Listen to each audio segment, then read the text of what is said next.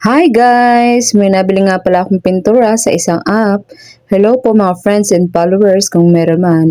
Ako ay mag-voice over muna. Susubukan ko kung maganda ba o pangit ang aking boses. Dahil palaging binaba ang aring aking boarding house ay naisip kong pinturahan aring aking patungan ng aking mga gamit. Kasi kapag bahaan ay sadya namang nabababad. Aba, ay sa hirap magpagawa na rin. Siyempre, aking iingatan. So, maikwento ko lang kahit ayaw nyo malaman ay i-share ko bakit pa gusto ko. So, 2006 pa nung dumating ako dito sa Olongapo kung saan ako ay nagtatrabaho ngayon sa isang kumpanya, Dini. At sa boarding house na rin ako agad tumira. At ang nag-recruit sa akin din ay ang aking best friend. Pero nandito na din ang kanyang mga pinsan. At kung sino-sino pa. Sa dami ng tumira din, hindi ko na mabilang. Tapos ako ang pinagpala na mayawan. Shout out sa mga tumira din sa bahay ni Nongma. So dito nga pala sa boarding house na ito ay ako ang gumagawa ng mga gusto kong gawin. Kasi kahit sabihin ko sa dating caretaker ay ako din naman ang bibili ng gamit. Cash, ikaltas na lang daw sa bayad. Imagine, ako na ang gumastos, ako pa ang gagawa. Ganon ako kabait na borders. Kaya kapag may nasirong gripo, ako ang bibili. Ako din ang magkakabit. Napunding ilaw, ako ang bibili. Ako din ang magkakabit. My gosh, nagamit yung skills ko. Munti ko na mapantayan si Linda Walker na naka-score ng 719 sa mock exam. Char. So, compatible hindi naman sa boarding house ay wala nang titibay sa akin. Mas matibay pa to sa relasyon ko na inabot lang ng 2 years, putol-putol pa. 19 years na ako dito tumitira, ilang bagyo at baha na ang aking pinagdaanan. Minsan nga wala na yung bagyo pero yung sugat nasa balat ko pa.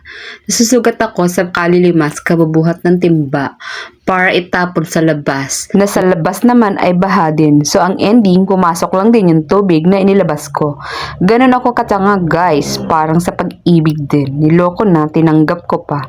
Umasa na baka mabago pa. Diyos me, lumala pa pala. Ganon din sa buha, umasa ako, nahuhupa pa, pero mas patindi pa palang baha ang darating. So guys, ang nakikita nyo na pinipinturahan ko, yan ang taasan ko ng gamit ko. Yung ko pinapatong aking mga Durabox para kahit bumaha, hindi ako mag-worry na mababasa ang mga gamit ko. Actually, madami yan na pinagawa ko. Salamat sa tropa ko at sa dating ka-boardmate na inagaw ko ang kanyang lamesa at upuan na gagamitin lang daw naman nila sa kanilang inuman. Doon man lang ay may inaagaw ako, hindi yung lagi ako ang aagawan. Char. So, kung tinatanong nyo bakit hindi ako lumilipat kahit palagi ako binabaha dito guys, doon man lang sa baha na pumapasok sa loob ng boarding house ay mapil ko na mayaman ako. Dahil may sarili akong simple sa loob ng bahay. Kidding aside, baka pananaw ko lang to. Mahirap po kasi humanap ng boarding house na hindi nakikialam ang may-ari sa tenant.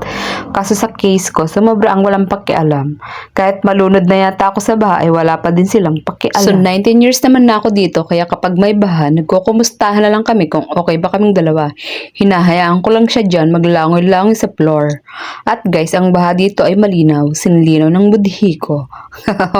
Char lang guys! So ganun naman talaga sa buhay, kailangan mo lang masanay sa mga bagay-bagay at pagtiyagaan ko anong meron. Hindi ko naman kailangan ng magandang boarding house, ang importante may natutulugan ako at natitirahan na maayos.